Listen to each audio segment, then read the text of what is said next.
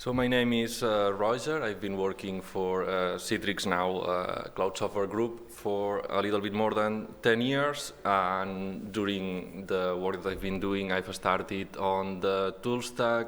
Then I also did a bit of kernel work for both Linux and FreeBSD. And then I moved to the hypervisor where, I started mostly with PVH, and then I've also worked on the PVShim, so I've been doing a bit of miscellaneous things on the hypervisor side recently. So I'm here today to present the status of PVH. I will try to cover both domU and domZero. And I will start with a brief history of PVH because we had a bit of a mess at the beginning, and I will also go over a bit of the design details of PVH, how it works inside of the hypervisor, and why we took the decisions that we took. And finally, we'll also go over the missing bits that we have on PVH, especially PVH domZero. The talk is going to be specific in some places, but I will try to make it approachable for everyone, so I hope you'll be able to follow. If there's something that's not clear, feel free to ask me or raise a hand. So we'll start with what's the definition of PVH, or at least what we try to make it. Basically, a PVH guest is an HVM domain that doesn't have a mandatory QEMU instance or device model on domZero or in a stub domain. That's slightly different from an HVM guest, but from an hypervisor point of view is still the same guest. We are not introducing a new guest type inside of the hypervisor, which is something that we really wanted to avoid. So inside of the hypervisor, we still only have HVM and PV. And PVH, it's a guest type from the toolstack point of view, but it's not from the hypervisor. So that's quite good because we avoid more overhead inside of the hypervisor and more decisions to take based on its HVM or PVH, so that makes it quite easier. One thing that I would like to mention is we don't have a mandatory QEMU, but we have the possibility of still allowing PVH guest to have a device model or an IRX server attached to it if we wanted to. I mean, the interface is still there, so it's not used by default, but we could still hook something there and it should work. For example, we could use a device model in order to do PCI pass-through to a PVH domU, or we could also use a device model in order to do a GPU pass-through for a domU. So that's still open. So let's go a bit over the history of PVH. I think I first heard about PVH in Gen Summit on San Diego in 2012, I think, which was presented by Mukesh from Oracle. And I think, it's a bit fuzzy, but I think at that point Mukesh was mostly focusing on getting PVH domZero, basically. So the initial implementation was actually for domZero, not for domUs. And his main point was to try to get I/O faster on domZero, I think, by using an HVM guest and avoiding a lot of the PV stuff. So I think that was when I first started hearing about it. Then we managed to get PVH domU, so we, Jan and Andrew, I guess, and the other x86 maintainers convinced Mukesh to do it the other way around, so go for domU support first and then add domZero afterwards. So in 2013, we got the first committed support for PVH domU inside of the hypervisor. And then on 2014, we got the domZero support also merged inside of Zen. So, PVH V1 was slightly kind of a mess because the approach that they took was to try to cram a PV domain inside of a BMX BMCS container. So it was, mainly the problem was that it inherited a lot of limitations from PV. So basically you could not change paging modes, you could not run with paging disabled. You still had to use all the PV hypercalls for mostly everything. You had no access to an emulated local APIC or anything like that, so it was quite limited also at that time, and I think we never managed to get it working for AMD, so it was exclusively limited to Intel with EPT support. It didn't support Shadow also. So at some point, I think it was in the hackathon in Rackspace on 2015, we had very big design sessions trying to solve the limitations of PVH by that time, not PVH v1, And we came to the conclusion that it was impossible to fix it or to make it more like we wanted to, so that you could change paging mode, so that you could have emulated devices, so that you could run on AMD. And the decision was that we should start from scratch, drop PVH v1, and start on something else that was basically what I've described before, so an HVM guest without a mandatory device model running in user space.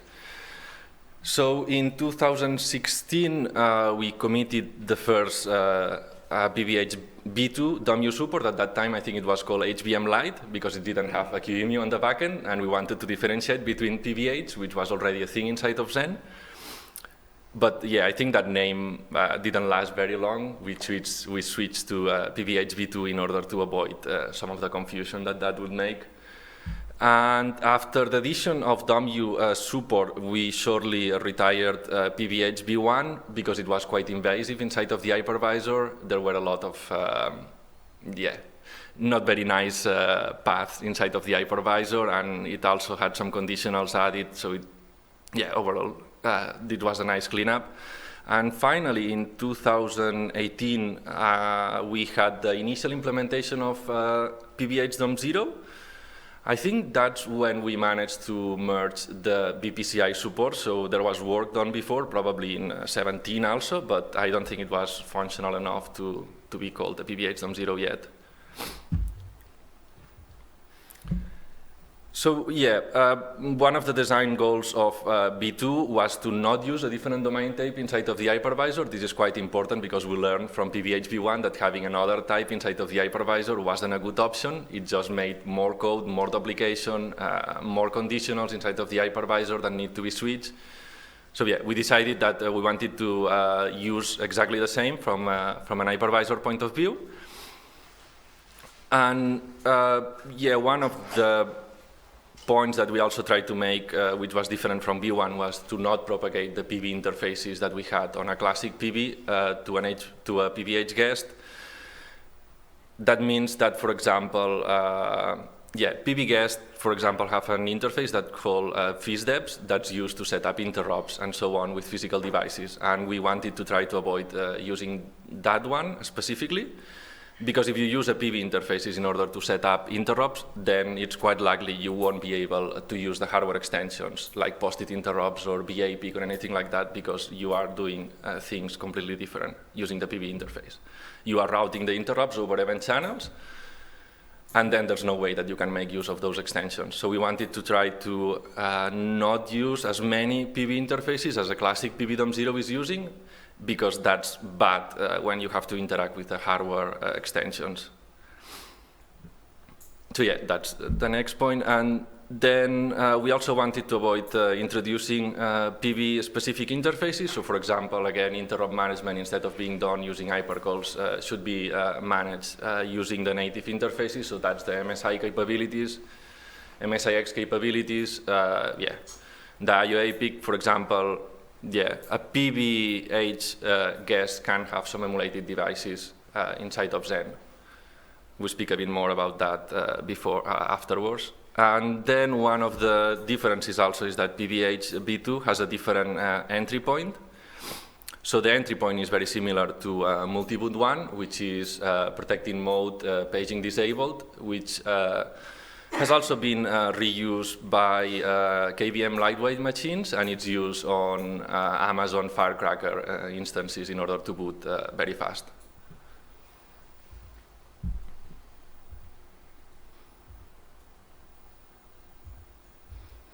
So for domU, we didn't have that many challenges because it was just an HVM guest without a device model. So that's not very complicated. You just fix the IREC interface to not depend on having something hooked in there.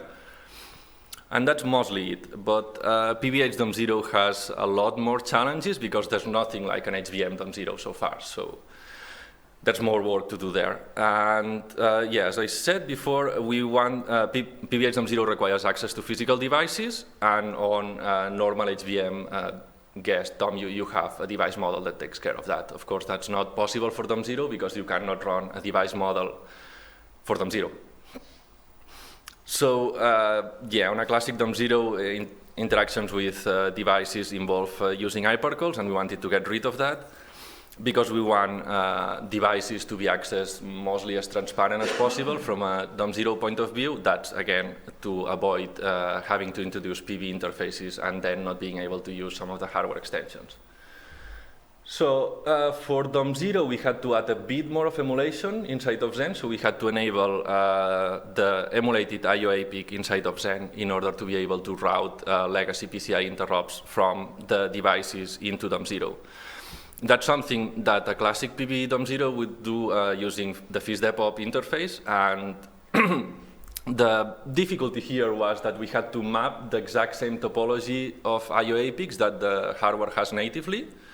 So if the hardware has 4 IO APICs, we had to add 4 virtualized IO APICs with the same ranges and so on in order to match what's provided on the ACPI tables. So we had to modify a bit the IO APIC emulation that we had inside of Zen, because so far we were exposing a single IO APIC to HBM domUs.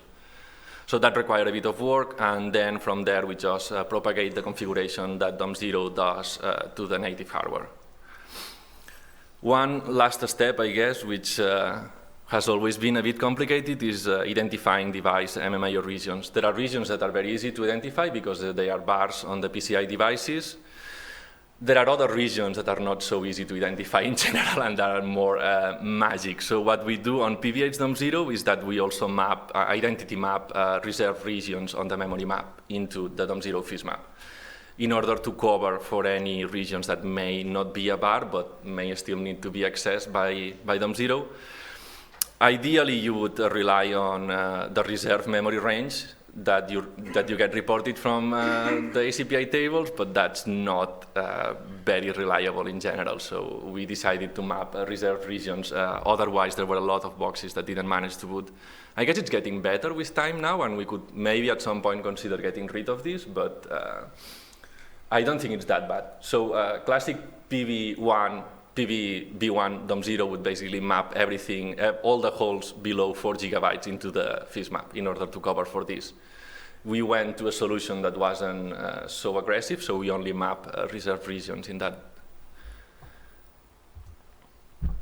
So yeah, domU shortcomings, I don't think we have many left. So the first one is support for OVMF, the UEFI firmware. Anthony here has been working on this for a very long time, and I think it's mostly done. Anthony can correct me afterwards. I think it's just missing domU shutdown support, but there are patches posted. So I think it's quite close to being done.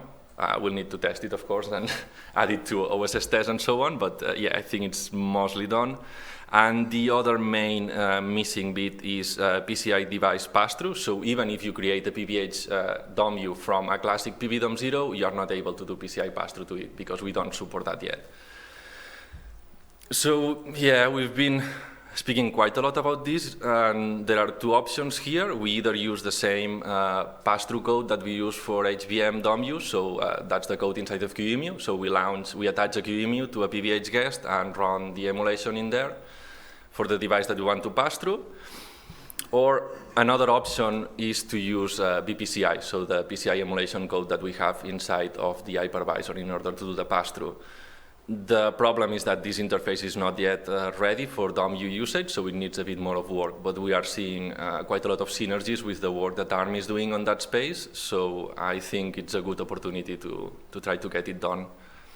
So yeah, in that sense, we have those 2 options. There have been some patches on the mailing list that tried to get QEMU running, but they never really went anywhere. I think, so AMD posted something quite recently in order to try to get it working, but I think there wasn't someone else already tried to get it working before. Oh, for HBM domain, yeah. So yeah, there was someone else before that posted patches for PVH domU, but yeah, there were missing some bits, I think. I don't think it should be that complicated to get QEMU running, but yeah, I need someone to look into it.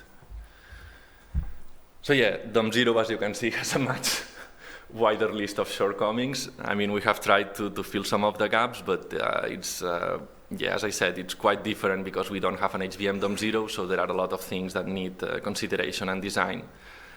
The first thing that I would like to mention is that we don't do that much testing on a PVH domU. OSS test has some basic tests that test PVH domU on both Intel and AMD.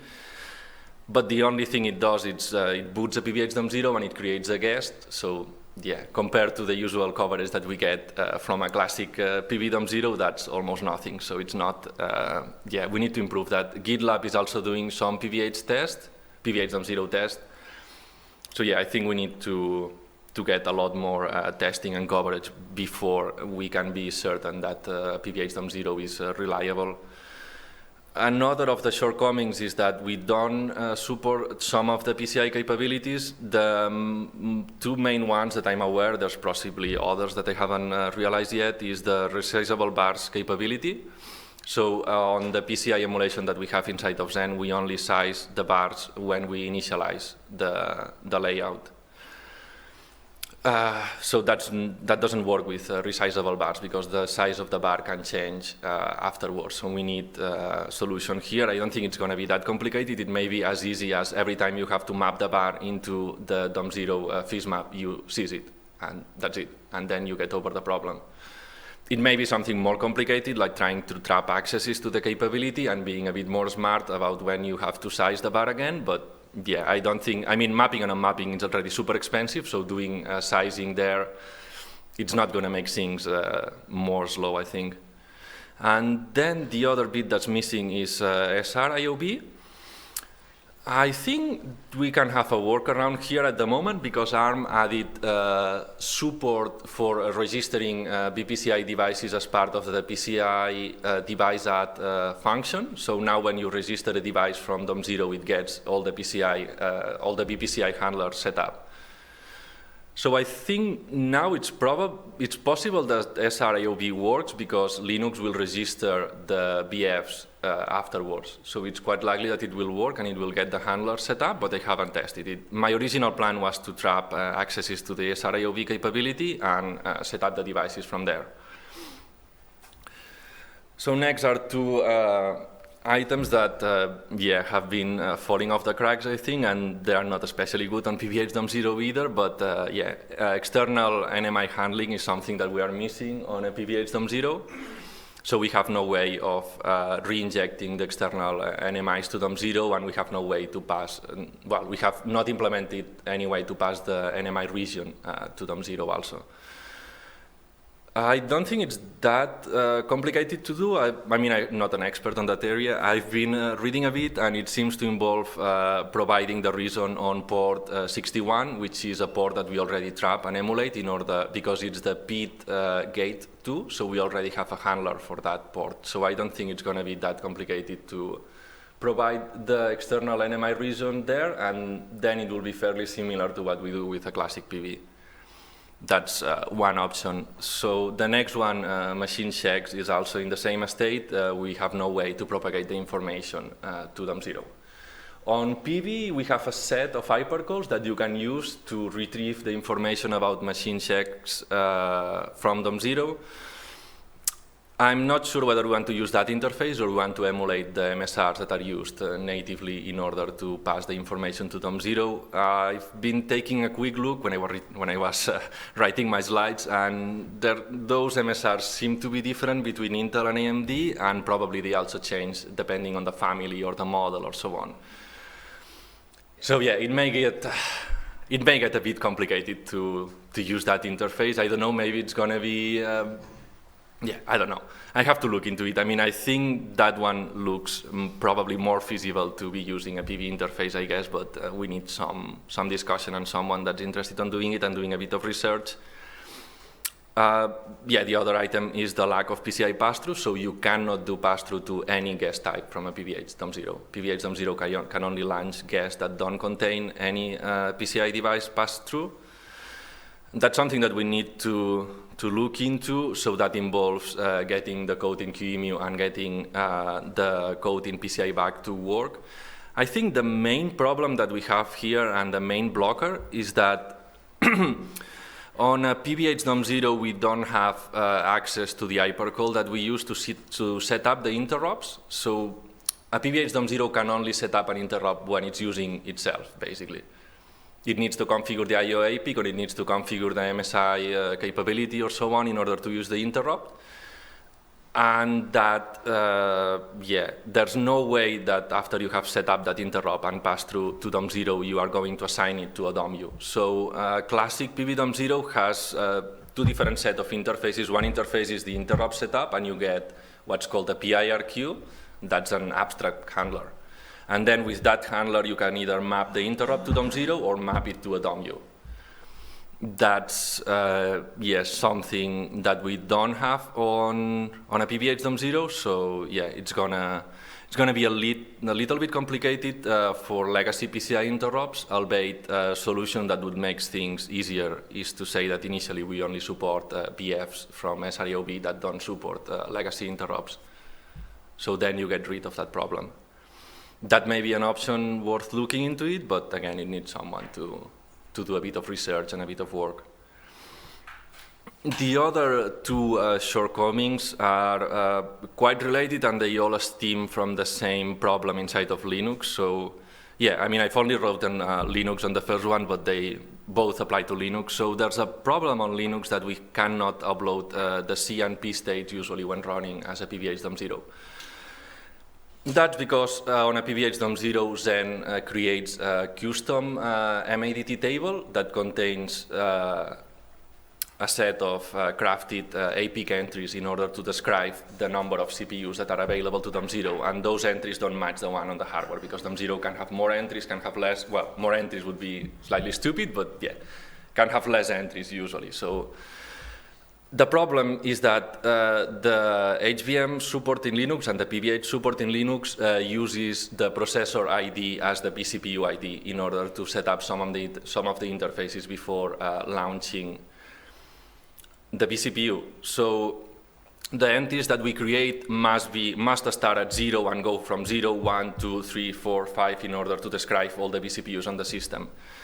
And that must match the processor ID. That's nice when running on Zen, but on bare metal, the processor ACPI ID can be quite different. So it may start at 1, or it may start at it usually starts at 0 or 1, but it may start at any random number. So that's quite a lot of a problem, because then the dynamic AML data inside of the ACPI tables, inside of the DST, the processor object no longer matches the MADT entries because you have changed the ID. And the Linux driver gets very, very confused with that. That's different on PV, because on PV we don't touch the MADT, we don't create a new table for PV-domU, because PV-domU uses a set of hypercalls in order to detect which CPUs are online and which are not. So that's complicated to solve, because right now we have this limitation in Linux. We could change Linux to get the vCPU ID from the CPU ID information. But that would be a change that we need to do, a new change. So basically, it won't be compatible with any previous behavior. And it's not clear what we have to do here. Could we get the real processor IDs and use those to craft the... Yeah, we can, but then Linux crashes, because it tries to set up an interrupt timer for vCPU that doesn't exist, or that's incorrect. Because since it doesn't mention vCPU anymore. Yeah, because then Linux thinks that what will be the started CPU, the first CPU, actually has vCPU 1, for example. And then it tries to set up the timer for vCPU 1 and so on, so nothing works. It's a complicated one to fix, because the code in Linux that fetches the vCPU ID runs before the CPU has started. So that's complicated, because if the vCPU has not started, you cannot fetch the vCPU ID from the CPU ID output. So that one is complicated. The last point is about security support. I think we are still missing a lot of testing and a lot of features to be able to declare it security supported, so we need a bit more of work, and we need probably some kind of production use case interested on using PVH domU in order for us to declare it security supported. I think it needs someone to make a case, and then we can see, but there's still quite a lot of missing stuff. So yeah, as a summary, as we have seen, PVH domU is overall in a better position. We are not missing that many stuff, and it's already security supported, so the main things that we are missing is PCI pass-through, I think. PVH dom0 on the other side needs more work, and I think part of that problem is that we hadn't had yet any commercial use case that's interested in using a PVH dom0. So development has been mostly done ad hoc by me or when I have time or other people in the community, but it's not, there's no company pressing behind it, so that kind of slowed down the progress in general. And yeah, I think that's it for me. I hope you enjoyed the talk, and I hope that some of you will start contributing to PVH at some point. That was the aim of the talk, and now I will take any questions. So, as you know, the AMD started to use. Oh, yeah. So, as you know, at AMD we started using PVH dom0, and we have a few fixes already, and some of them Ray brought them to have PCI pass-through. So one of your bulk just PCI pass-through to HVM only. So we're still missing PCI pass-through to PVH, which is still in progress. But with ARM, the other points are all valid. So we do have not only the 2-3 tests on SSTest, we already have other 2 or 3 tests on cubes as well on GitLab. Yeah, the ones on GitLab, yeah. But they are still mostly the same as the OSS test. So basically, you just create a dom0 and launch, I guess. Yeah. Exactly. So we still need a lot more coverage.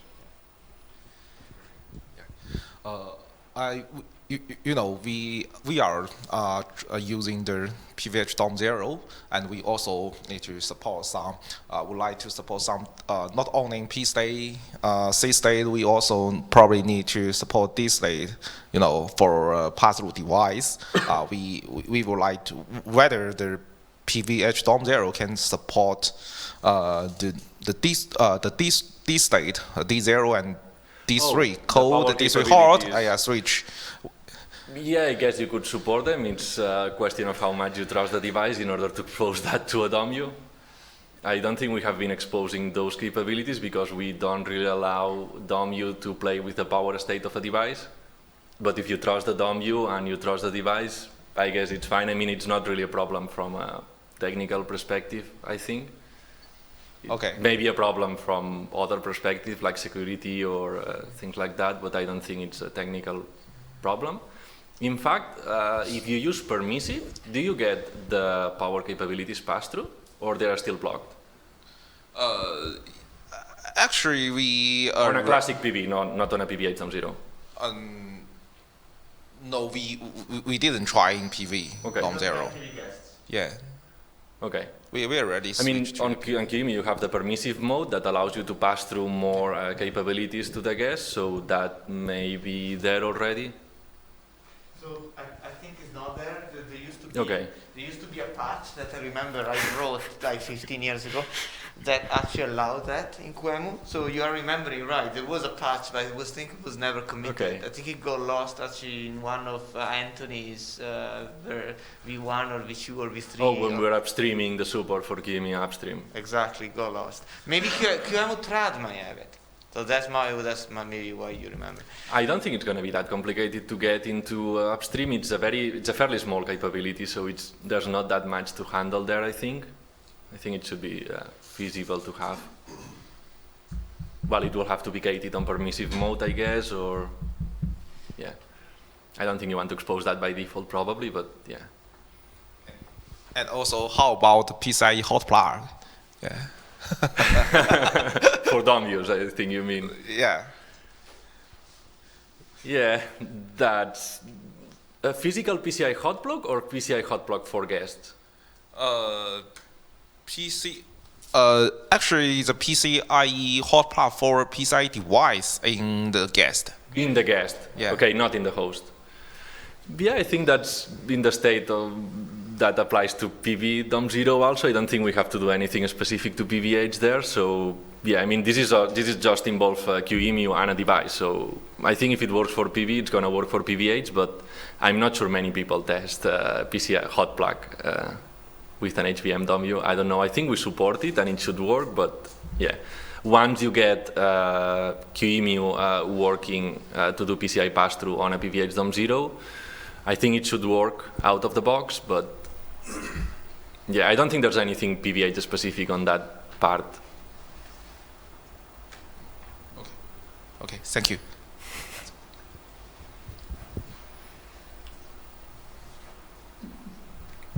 Thank you for attending then.